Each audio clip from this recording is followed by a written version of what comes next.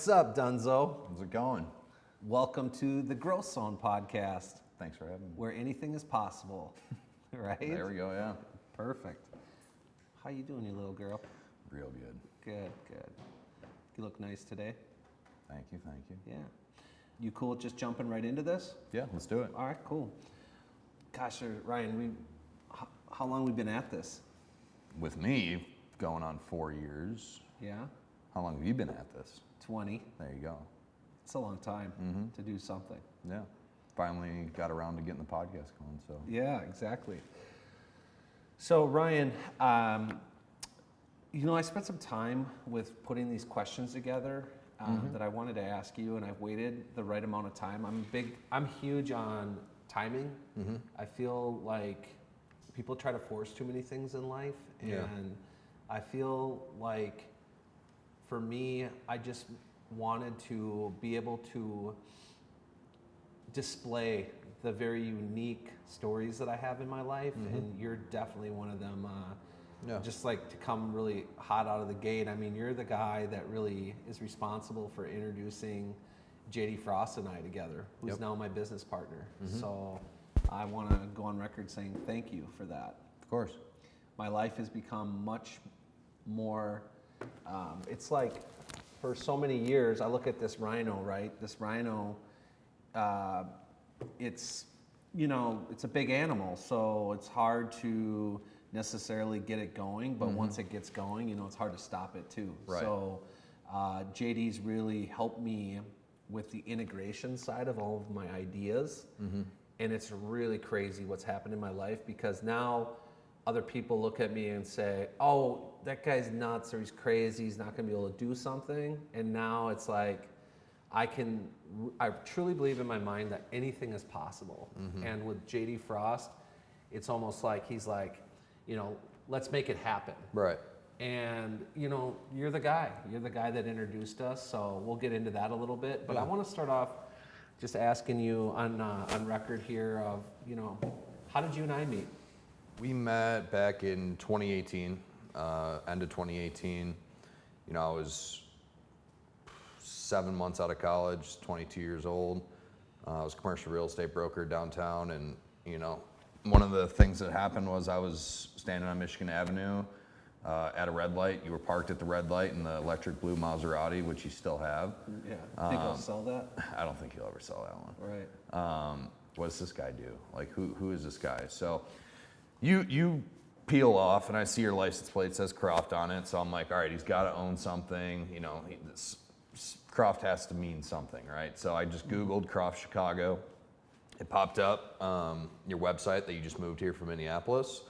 Found your email online, sent you an email that day and told you exactly how weird it was, how I found your email. Yeah. And I think you liked that. I did like that. You know why? Because I left a really good life in Minnesota. I had a lot of great friends. I had, a really great life. And, one of the things I always talk about is there's no growth in the comfort zone, and there's no comfort in the growth zone. It took me 21 visits to Chicago. I'll say that again, 21 times visiting this city. Good amount. Yeah. And a lot of times saying I really like the vibe and the energy here, to actually pull the trigger and make that decision. And I'm like, I'm gonna crush it here. So back to that, so that meant a lot to me, that people were starting to really accept me and notice me here and say, hey, I wanna meet you, because I left a lot behind. And honestly, that was one of the frustrating things when I first started moving to Chicago, or when I was like going out and meeting people, really nice people, but they were making like, money's not everything, but like I'm in a financial business, so like I need to meet people that have a lot of money typically. Yeah. Again, money's not everything. You need to grow your circle. Yeah, and people were doing pretty well around me. They were making like $120,000, $150,000, $160,000 a year, and I'm like, they were talking to me. I remember at the Boss Bar, they were like cheersing me with beer, and they're like, in Chicago, and they were like, hey, and they were talking to me a certain way, and I was like, in my brain, I'd be like, you would not be talking to me this way. I didn't say it to him because I was new. I was thinking, I'm like, you would not be talking this way to me if you had a clue in your brain of the life I left to be here right now, Right. you wouldn't be addressing me this way. Yeah. But I had to start somewhere. Yeah. So very quickly I was able to elevate out of that. People don't think the same way in that space. So I was able to elevate of north of $600,000 of income quickly. Yeah. And then it just kept evolving. Now I typically spend a lot of my time with people, you know, that are making, you know, well north of 10 million Yep. a year. So, you know, that's a big, you know, jump in Yeah. talking to people that are $150,000 versus 10 million. Yeah. They just think It's a differently. different- They different move crowd, quicker yeah. too. Yeah. They're just thought process. Yeah. So basically, after I sent that email, you know, we got lunch at Prime Provisions here in Chicago, and you know, I had the intention to go sell you real estate because I thought you were going to need some office space. But you know, after talking to you, we met Brandon that day and a Yeah. client, Ram. You know, The Ram. the Ram. But basically, I was just Dude, sitting how, there. How and you're nice is that guy, by the way? He's, Oh, he's a beauty. Yeah, great guy. But You know, So- he lives down in West Palm too right now. yeah, right? he's down in Florida now. Yeah, which is cool. But so yeah, we met, we got talking, and you know, you were asking me if I've ever done this again, you know, or done this before in the Yeah. past, and I was like, Yeah, because that was where I wanted to zero in on you. Is I loved it. I Yeah. loved it. I actually talked to my dad about it. I'm like, hey, this young kid reached out to me. Because how old were you at that time? I was 22, going 22 to almost years old. 23. I'm Yeah. like, Dad, that takes some balls to do that. And I'm like, and I waited 3 or 4 days. You know, kind of like if you get a girl's number, you're supposed to wait a little bit. So I was like, I didn't message you the next day. I made you wait for it a little bit. Yeah. And I remember I told my dad, I'm like, this guy has some balls, and I like that because it takes some courage in business to go far. Right. And I was like, gosh, I don't know if this is a fluke or not. So I asked you that, like, hey, is this a fluke? Right. Because the interview was going really well, and I just wanted to make sure that's like, this is a one-off or what? How'd you respond? Yeah, no, I said I have done it before. Yeah. How I got my last job, I didn't send out a resume or nothing. I was at a casino in Lake Tahoe, and you know, saw this guy playing blackjack and Yeah. you know, betting a lot of money, and I was like, all right, I got to meet that guy. Do you think I look at resumes when I hire people? No, I don't think I ever I have. don't think you even asked for mine. Yeah. So yeah, Really? no, I definitely never sent you the resume. So I asked you to buy a $600 plane ticket, meet me in Minneapolis, Minnesota, Yep, where I had another home. yep. And why do you think I did that? I've seen you do it to other people as well. You know, you Yeah. got to have some skin in the game. I know $600 isn't a crazy amount of money, but at the time it was. It's like Yeah. I was on a draw. I was in the hole. Yeah. So we did that. We met. I met the rest of the team. You know, we went out that night, and I told you I quit my job before you even hired me. What So did I thankfully say? it worked out. What- But I mean, did what did you say? I don't remember what you said. I said, you quit your job already? Oh yeah. I was like, yeah, so coming on. But at the time, I had to kind of create my own role because you didn't have salespeople. No. You weren't paying salespeople. You know, it was just a new thing at that time. Yeah. And it was cool to develop into that role, but it was also cool to, I mean, look at where we're at now. It's, you know, how many sales reps do we have now? I mean, we got a lot of them. Yeah. So it was really cool to do that. So when you first met me as a person, okay, what was I like? Was I mean, just describe it. Was No, it I mean, anyone that knows you, you know, or doesn't know you, Yeah. wants to know you. Yeah. You just based off how you dress, how you act, it's, Yeah. you know, people are attracted to you because they just want to know, who is this guy, right? Right. So when we met, it's not really what, you know, because I didn't know anything. I haven't even filed a tax return. Yeah. It was my first year out of college. Like, I've never done it. I didn't even Right. know what you were talking about. But it's not what I saw, it's what I didn't see is why I wanted to come on. Because I wanted to see, you know, I wanted to learn more, and I wanted you to mentor me, which you did, and you agreed to, you know, and I asked for it. Yeah. How much do you think it would cost for someone today to get mentored by me? I don't know, what's the number you have? $1 million. Yeah, there you go. What was it at the time? Nothing. So I'm kind of the first case Right. here. And then Brandon, obviously, was hired as well. But how old are you now, Ryan? 26. So we're going on 4 years. Yeah, in and how, October. you know, what's your guaranteed pay with me? Give a range so no one knows exactly. Around $250,000. Okay, and what's possible as far as your earnings this year? 7 figures is possible for sure. Yeah, do you believe you can make 7 figures here? Yeah, we have the vehicle, we have the tools, we That's have awesome. the network, we have everything. And that's what's cool is coming to work here is a lot of times people only see one thing, Yeah. right? And then they kind of dive in, and you don't know where that person's going to end up in the Right. company, which is cool. Yeah. You kind of find out what they're good at versus just a regular company where, all right, you're hired to be an account manager and you're going to stay there. It's, it's a lot different. Let's go there where, I said that when I first was talking to you about gosh, I could go so many different places with this. That's why the thing I'm thinking about is I really want to go to the Croft and Frost thing. I mean, with you, you're Yeah. really a huge part of that. Mm-hmm. And my question is more around, okay, let's go there. Why did you think that I needed a business partner, or not even a business partner, but someone to do the work, or how did that all happen? Yeah, so I mean, when I got on, our operations at the time was based out of Minneapolis. Right. We stopped that and we just focused on Chicago. And I think at the time it was me, you, and Miriam at the time, and Brandon as well. I mean, anyone that knows you, you're not going to sit down and sit in front of a computer and file a tax return, right? I mean, it was kind of a scary time because I remember you asked me, you're like, should we still do this tax business? Right. Because you were focused on life insurance. And Do you know the number of how much money I collected from clients up front? Did I ever share that with No, you? you never How shared much that money with I me. had in the bank that I No. collected from clients and never doing the work? I collected, my comfort level was collecting $300,000. And once I got up to about 300,000 and we didn't have an ability to do that work. We didn't have any back office. Do you at think the I would have time. refunded those clients 100%? Yeah, 100%. 100%. Yeah, I would've. 1,000%, yeah. But dude, I'm talking, I was rolling around in bed at night going, oh boy, I got 300K here and I need to deliver on the service that they signed up for. Right. And they have a contract with me too to do the Right. work. Because we didn't stop sales. But how about that? And that I'm going to talk about my marriage with you a little bit. You're getting married this year. Yep. Congratulations. Thank you. Your fiance was one of my first executive assistants, so Right. we have a really special relationship. Yep. It's crazy. I watch her now, and she's making a great 6-figure income now, and it's cool. She talks about how much I influenced. She's probably one of the only executive assistants.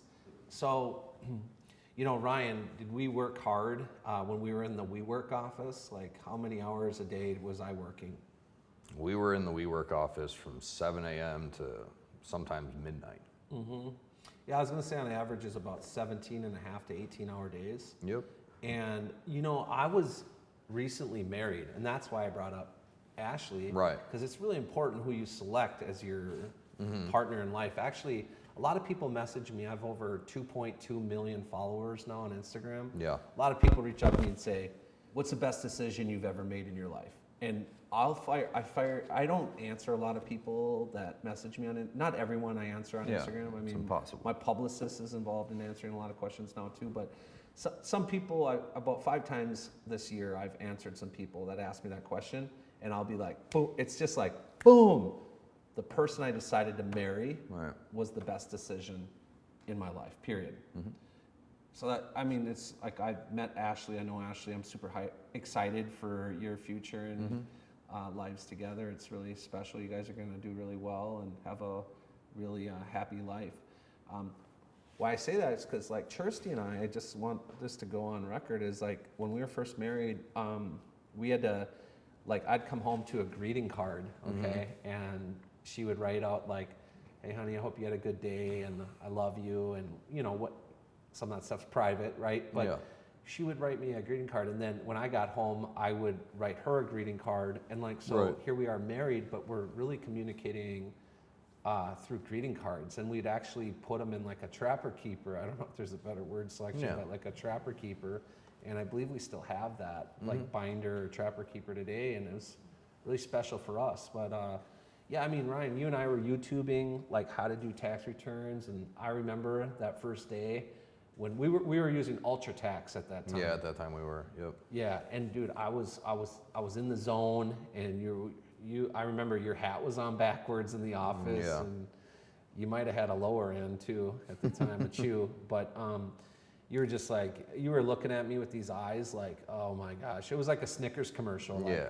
not going anywhere for a can't while. do It was it. horrible, It's right? the worst thing. I was like, hey, give me this client's like middle initial. So you'd Yeah. be like John, and I'd be like, okay, what's his middle initial? And you'd be like, S, and I'd be like, okay, how do you spell Johnson? Is it with an E-N or an O-N? Yeah. Like, dude, this was like watching paint dry on a wall. Yeah, it was real bad. Yeah. To this day, I think it's one of my best business successes in my own mind that I was able to like do something that I absolutely am not good at, and I'm not designed to do, yeah. and I don't like to do, and I don't want to do, and I actually did it. Right. And I think that made me really special to be able to do that, to find the next guy that was going to work with me, because now I could show up and say, okay, do you file 1040s, or do you do 1065s or 1120Ss? Yep. And I had the experience to know that those, see, a lot of people don't know that those are completely separate tax returns. Right. Like you can't, like a statement 1, for example, and a lot of people don't know how robust I am actually with taxes. I'm actually very sophisticated.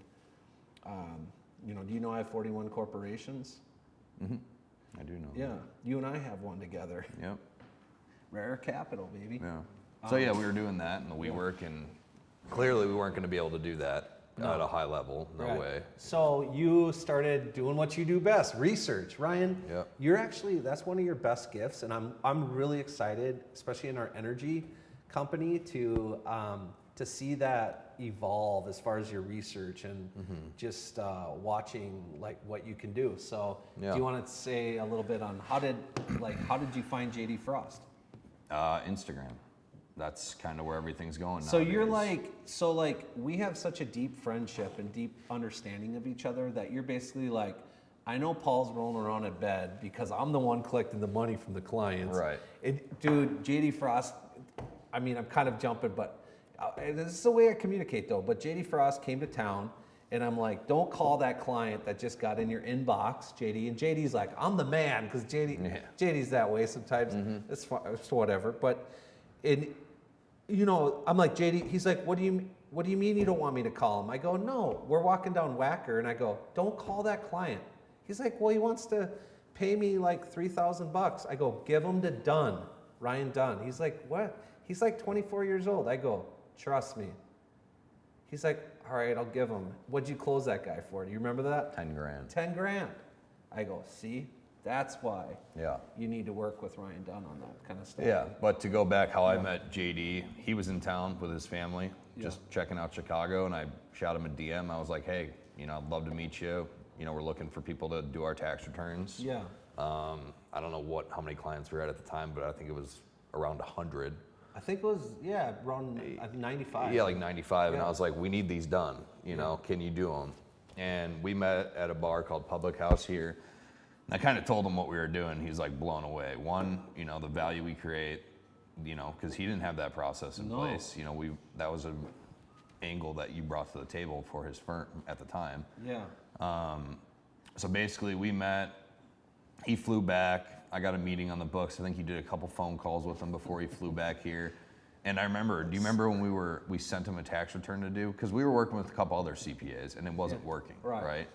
Yeah. And we were waiting there for that email back. Yeah. And was game on. I was like, Ron, you got the tax return from a client of ours in California. Yep. And you go, Paul, the tax return just showed up. I was like, we could make a movie of this. I was like, kind of like, if there was anything in my way, I would have been like, move it, because I wanted to get to the screen. Get to that email. And when I opened up that email, remember how fast I looked at that tax return? Because the client had moved to Florida. Yep. And a lot of times there's a ruckus with like changing addresses when you're filing complicated tax returns. And this specific accountant that JD Frost was, it was either, I don't think JD filed the first one we did. I think it was one of his CPAs at the time. Yeah, I believe you're Yeah, right. but I looked at it and there was already the change of address already in that. So like the quality of the work was exactly what I was looking for. Yeah, it was just tenfold from what we were doing before. And the record is JD thought I was full of shit. Yep. I mean, I'm okay on tape record saying he thought I was full of shit. He Yeah, thought he I was didn't- so full of shit that he was like, I'll let this guy pay me my average return of $3,300. I don't even think I took a discount. I said, JD, I just want you to do the tax returns. I'll pay you $3,300 a pop. Yep. It You was remember like a that? flat fee at the It was time. a flat fee. Yeah. So we did like 8 or 10 of them, and then he called me back, and because see, most accounting firms send an invoice, and we collect the money up front, baby. So I had the money, and then I just paid JD.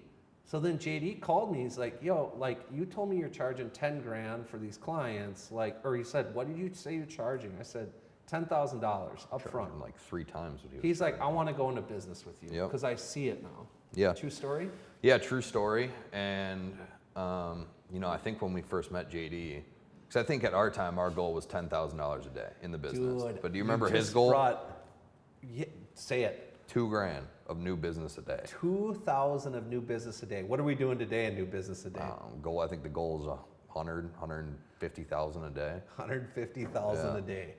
So, dude, JD come? Remember, I'm living at Optima Signature, a nice place in Yeah, Chicago. yeah, at the We time. go down to the amenities room, and JD's taking free throw shots like this, like jump, nice form. Like I can't shoot baskets, Yeah. so like, he's like this form. I go, give me that ball, and I take the ball. I think this is a perfect representation, and his wife is there watching me like a hawk because Yeah. JD's been burned before, and JD's a beautiful man. Yep. And all of a sudden, and and I grab the ball and I fucking launched the ball down the whole court, almost like a whole, Full court a full shot, court yeah. shot. And I threw that ball so hard it hit the rim, and then the ball hit the rim and like went to the ceiling. And he was just like, I think that was like a moment in our professional relationship that he was like, this guy is kind of wild, you know? And I think he kind of liked that. Like he was taking these like crazy, like nice free throw shots, and then he passed me the ball. I think we were playing pig or horse, and then so I decided to launch it. Yeah. That's pretty much how it is. Yeah, exactly. I just remember him like he was like like he was laughing, like, and I was like, it was just fun, like, cause I just believe in that. When you grow, you have to get uncomfortable. Right. So like, it was like really cool seeing that. Yeah, it was crazy.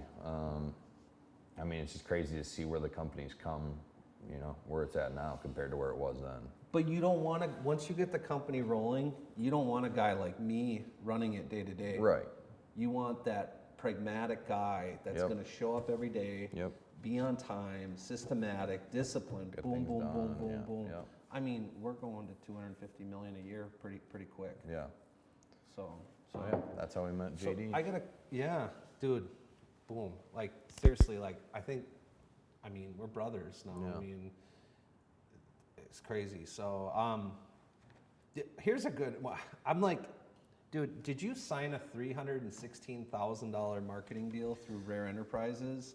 Talk about that. And you knew the psychological thoughts I had in my head. Remember when I wore those Tom Ford sunglasses down by the river, and I was walking a Voza, my dog, and then Yeah. I let her off the leash and she ran in that puppy run, like boom, boom, Yep, boom, boom, went real crazy. fast. And then I was just, my motor was like working because I wanted to be in the marketing game. What would, tell me. Yeah, so you wanted to be in the marketing game. No one really understood why. Yeah. You were the only one, and I understood why. It's a good vertical we have. There's a lot of money in marketing, right? So yeah, at the time, I was networking in Chicago. Met this client. They're building this big company. They needed a website done. They needed taxes done. They needed everything that we serviced, right? But we haven't. That was on a whole another scale. We didn't even have the pricing set up, and I was just like, all right, what can we get here? Do you What know I can we was do? golfing in Jamaica on a business trip, and you You were called me? gone when I Yeah, was. and I didn't want those guys that I was golfing with to think that I was like arrogant or like rude. Because Yeah. there's guys that answer their phone on the golf course, and this was like a nice golf course. Mm-hmm. I was like, okay, you got to go quick. Like, tell me what's up. Yeah. And you're talking to a guy that's playing in the National Hockey League on the phone and brokering this big contract. And how big was it, the contract? It was like a little over 300,000. Yeah, I was like, Ryan, these guys have resources. They have attorneys. They have things. Right, we can't mess up. You can't mess up, man. You're going to take me out of business if you mess this up. You're like, what do you say to me? I was like, I got it. How much was the wire that he sent the next week? First one was for 50 grand. You changed my life again because, like, now I'm in a new vertical. Whole nother game. A whole nother game Yep. where everyone said I couldn't do it. And that was what? Client number what? 2. Number 2. 2 or 3. I think it was 2. 2. Yeah. First So- one was 15 grand, and then second one was that. So it's just crazy. To think about that. Last question for this segment, or just what I'm thinking about is like, what's it like working with me? You want to talk about that a little bit? Yeah, I mean, it's hard to explain. You know, I can't really explain my day-to-day to anyone. Yeah. In the beginning, I mean, we were working 12 hours every day minimum. Like, it was just nonstop. Like, we need to get sales. We were growing the company. We need sales, you know. And that's all I focus on, was just sales. And then I bring things like that to your attention. I'm like, all right, we got that. We got to go to the next one, right? So it's just very, you know, I mean, you're in what, how many different cities now? Living situations, 3 or 4? 4. So now, you know, at the time you just lived in Chicago. Yeah. So we were together every single day, working, going to meetings. Then we're going out to bottle service to meet with clients. Then we're waking up at 7 a.m., breakfast, you know, lunch, 2 lunches, 3 lunches. Oh, and yeah. it was like the worst. It was like, gosh. So you remember that time I took you to Vegas and we went out and we saw Nelly? Yeah. Remember when he's like, that song is like Air Force One, that song, remember that? And he was singing, there's that one like Downtown Baby or something. All the classic ones. Yeah, anyway, it was really cool. And then, so we left there and we go to this other club. Yeah. And we're you tapped me It was on like the 3 shoulder. a.m. at the time. Yeah, and you're like, hey, that's Wiz Khalifa right there. Yeah. And he had that song that it was really hot at that time. I can't remember. It was something about peanut butter or something. I don't remember. Anyway, it was like crazy because we're right next to Wiz Khalifa. So we get out of the club and what do I say to you? Let's go to the next club. And I'm like, Jesus. I was like, You're I'm done. It's 3:30 in the morning. Like, we've been going all day. But that's when you get going at that But is time. that a representation of my work ethic? Yeah, 100%. Yeah, I just don't stop, do I? Right. No. So yeah, just to like go back into, you know, you asked me about, you know, your work, you know, describe your work ethic and what it's like working with you. Yeah. You know, a funny example I have is, remember that time we were out in Vegas at the Which the one? Nelly concert?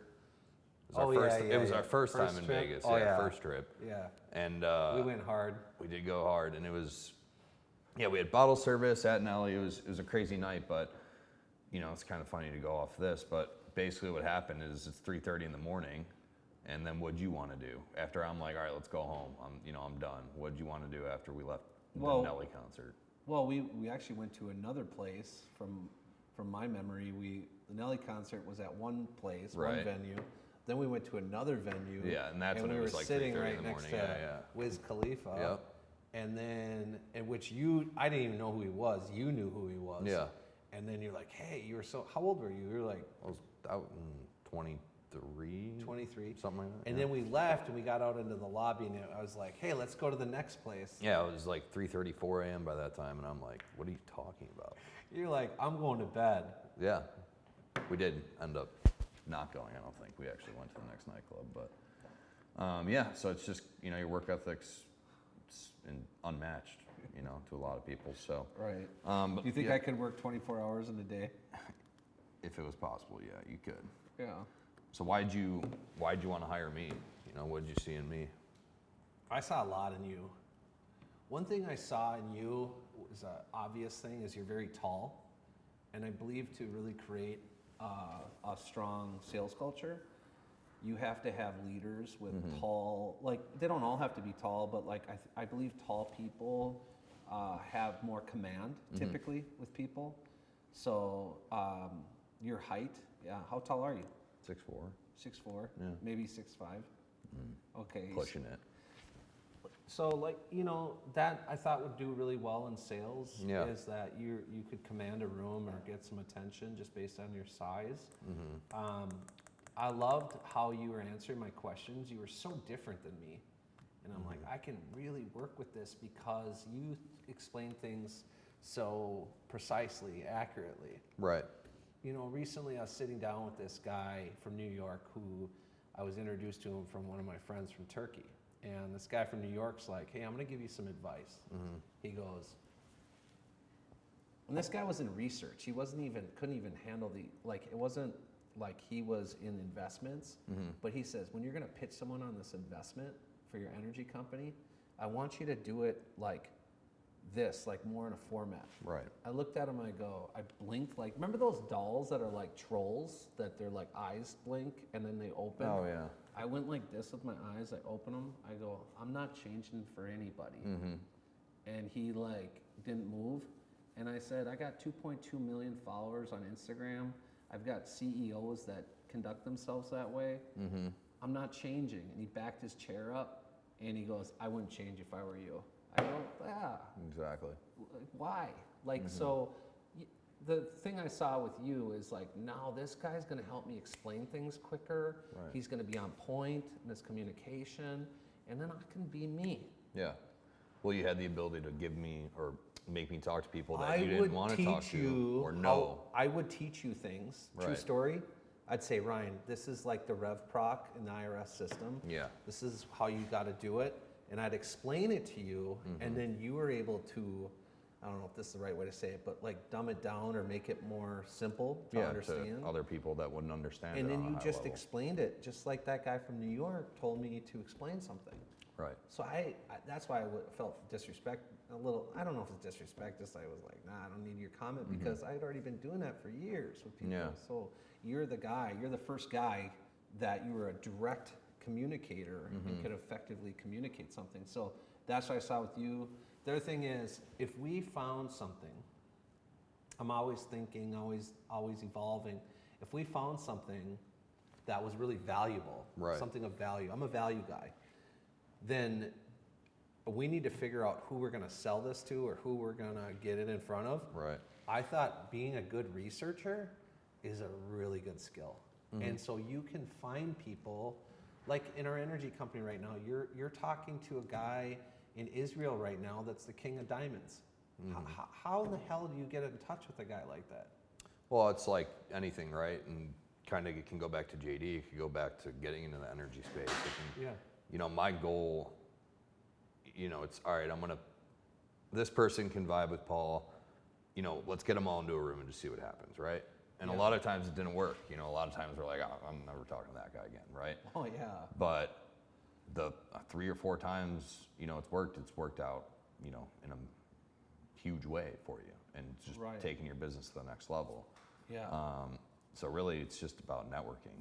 You know, that's like the main thing in all this, and just seeing who can help who, and kind of, you know, roll with each other to build this empire. So that's what I saw in you. Is just I saw somebody that the communication, the height. I thought I really, you're the only guy that I felt like. You know what I learned about you? You're a guy that lives in the unknown. I've had so many times in the unknown.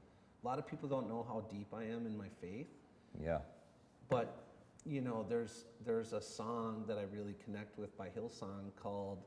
I think it's called Oceans, but it's called Walk Upon the Water. It's like, you know, where my feet may fail. And it's like, you can't do the things that I'm doing at the scale I'm doing them Right. if you And don't have speed. faith and confidence that things are going to be okay. Like, because it's impossible. So yeah, in a matter of letting go of things as well. JD called me the other day. He goes, how do you do it? I said to him really clearly, I said, JD, the only way to get through this, of what we're dealing with right now, is the way I did it, was I gave the wheel to Jesus. Yeah. And he goes, what does that mean? Because he's a Christian as well. I said, well, let me tell you a story. And it's a longer story of this guy that I met that owns a winery. But I met this guy, and I came home, and it was more like, it's in line with what you're talking about, because, you know, about like, just like having the right connections. Yeah, it's important to network and have a lot of people. Right. But It's the right connections. The right connections. So like that one person can really change your life. Yeah, and it goes back to you moving to Chicago. You know, it's getting around the right people. Getting in the right rooms. Right. That's what it's about. Right. And like, I remember my bank account years ago had got down to about $59. Mm-hmm. And I changed my approach. So instead of me trying to sell people life insurance and just be so commission hungry and driven, Like everyone else. Yeah. I went into the deep. Like, I should do some studying of what, I'm sure it's about a heartache, but that song Adele sings called Rolling in the Deep, I don't know. I think it's I should probably do my own research, but I think like that could mean a lot of things for different people. Like when you're rolling in the deep, it's like the deep end or something. It's like a confusing time, and you don't know. You don't know. You're in the unknown. You're in the unknown again. Yep. And I think like for me, I met this guy, and at the time, someone kind of challenged me, like, "Well, did you get their name?" I'm like, "Yeah, the guy's name is Matt." Mm-hmm. And they're like, "Dude, you have 87 Matts in your cell phone." Yeah. I'm like, "What's his last name?" And they're like pushing me like that. I'm like, "I don't know." And they're like, "Well, how do you know you have a deal?" I'm like, "Because I just know." Yeah. So the story went that the guy owned a winery in California, Carmel area. The person was always pushing me like, "Hey, did the Matt get in touch with you? Did Matt call you?" And it went on for 3 weeks. And I'm like, "No, he hasn't, but he's going to." Yeah. So the story is, I was sitting at this place and I just got lit up with a smile because that Matt had reached out to me. I shouldn't say his last name. No. But I said to that person, I said, "See, they reached out to me. Yeah. He wants to work with me."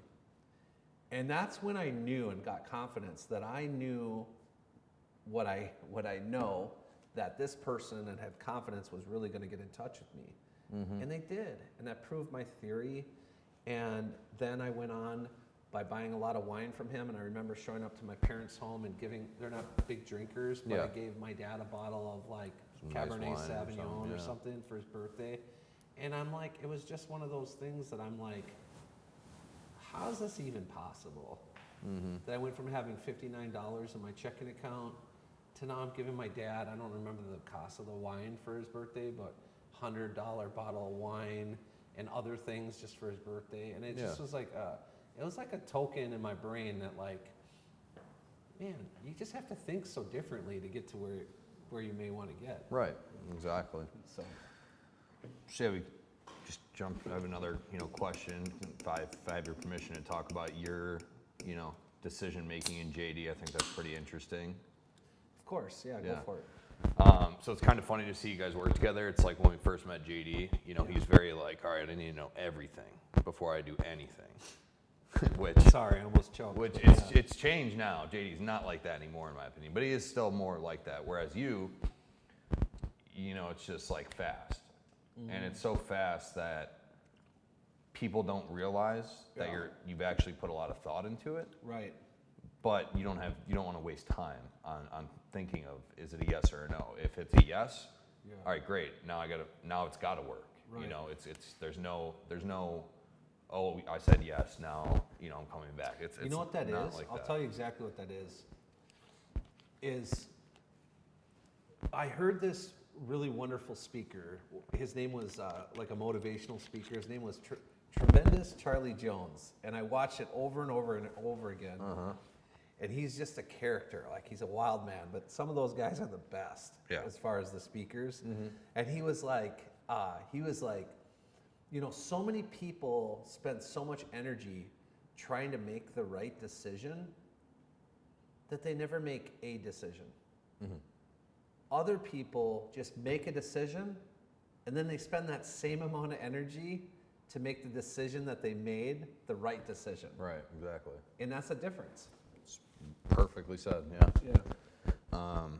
So yeah, I think that's kind of a good key factor, and it's good though too that you're in business with JD, because if there is a decision to be made, Yeah. and instead of making sure that's the right decision, Yeah. maybe don't make that decision because JD will come in and say, hey, maybe we shouldn't do that. Different ball game Right, than it's when you different. have things to lose. Right, You now know, we're in a we different have ballgame. You got things to lose. So Yeah. you need a different decision maker thinking about things. Yeah, so all right, I'll flip the switch, and what's your goal as far as earnings this year? Like top line, gross. Yeah, gross. All right, I'll blend it a little bit with both, business earnings from the business and personal earnings. But yeah, mine at the top this year is $160 million. Wow, quite the jump, huh? Big jump. Big jump. And the net earnings on that with a personal blend would be probably be about 77 to 78 million dollars this year. Okay. That's a good net income. So with You know, that, but let me tell you one thing on Okay. that. So JD Frost was walking in Las Vegas, of all places, Yeah. with me on this red carpet in the Cosmopolitan Hotel. He looks at me and he goes, "Do you even have a goal? Like, is there even like a ceiling or what? Like, are you gonna ever stop?" I go, "Yeah, when I get to 61 million net. That was my number. just, yeah. Then I'll stop. It's fine." And this year, when that happens, let's say it's 78 million, that's more than 61 million. So You're I'm probably not going to stop. probably not going to stop. Kind of goes into my next question. Yeah. I mean, with earnings like that, do you think you'll become a billionaire? Yes. And how long? This year. This year. This year. Wow. Okay. So I mean, one thing you always said to me since I've met you was, 200K is one of the hardest things to earn, in business. Not clearly you're way above that, but why do you say that? Why do you think that is?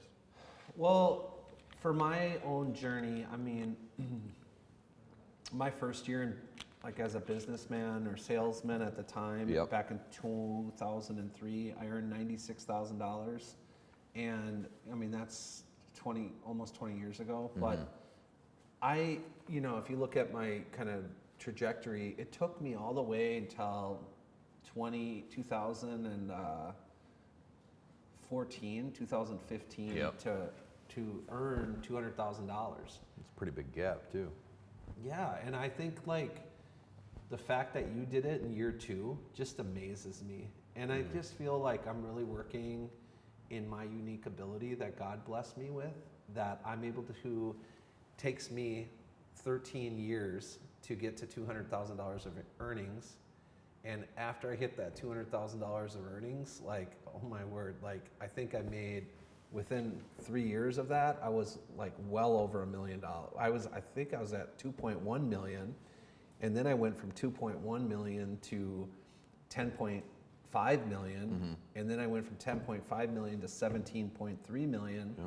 And then I just it's just easier. It's I don't know how to explain that to someone. It's just the facts. But man, it took all those years to get to 200,000.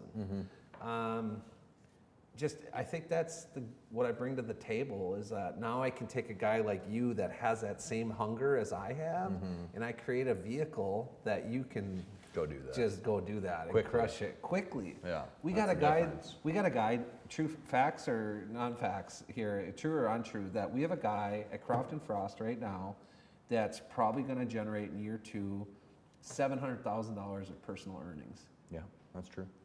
It's crazy. I mean, if he goes on the street to get a job, I don't want to, he's going to watch this back and he's probably going to give me a jab.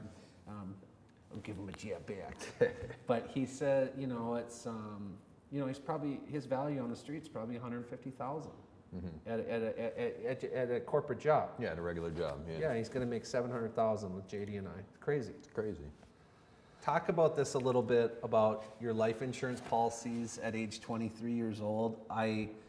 I think respectfully, if I told you to jump off a cliff, you probably would when I first started mentoring you. But the reality is those who are given much is expected of them. Right. So I'm not going to ask you to jump off a cliff.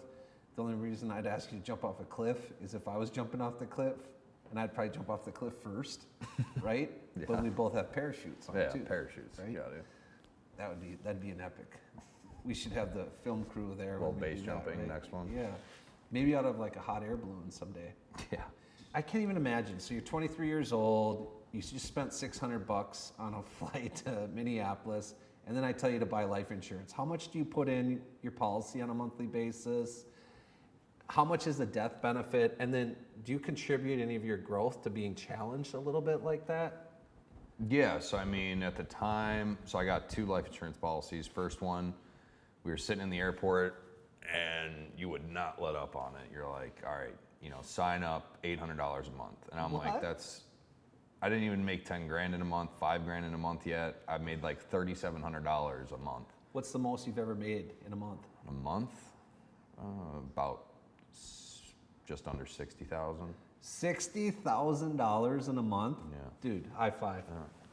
That's So huge, it changes, but man. so I got that policy, and I can't even explain it to anyone. Anyone that asks, "Oh, you got life insurance? How much you got?" And now it's at $1,500 a month, and I'm still can't. I mean, you just try to sign me up for another one at $2 grand a month, so it's Yeah. just like gonna keep going. But no, I mean, just like jumping Do you know in. how much and I'm paying for life insurance? How much do you pay a month? Like $52,000 a month. Yeah, it's gonna be, sounds good.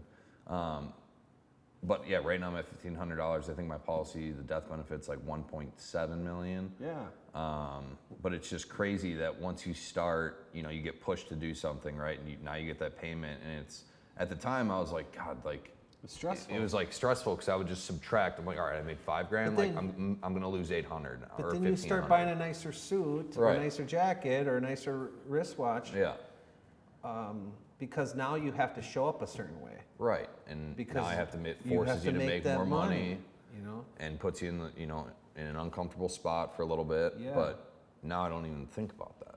Like, it's just there. Isn't that it's insane? It's crazy. Yeah. So yeah, I'm proud of you. Yeah, it's crazy. And anyone that has met you or knows you, Yeah. life insurance has been sold. Yeah, it's probably true. Yeah. All right. So in closing, we're gonna celebrate you in Vegas in July? June, July. Yep. End of July. Yeah, buddy. What's happening? Going on the bachelor party.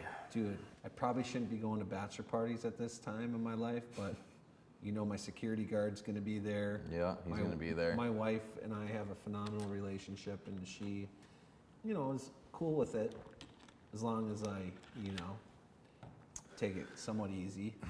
Yeah, 4 a.m. nightclubs. Yeah, but,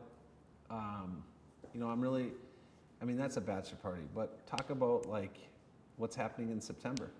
Getting married in September. So. You excited to say I do with Ashley? Yeah. September 3rd. It's a big day. So, definitely excited. What's next for you guys? Not sure yet. Not too sure. Still living in Chicago though. I know you want me to come down to Miami. Yeah. Maybe part-time? Part-time, yeah. Thanks for being in the Growth Zone, and thanks for being my guest on the Growth Zone. Yeah, of course. Appreciate it. Let's go, Let's Crusher. go.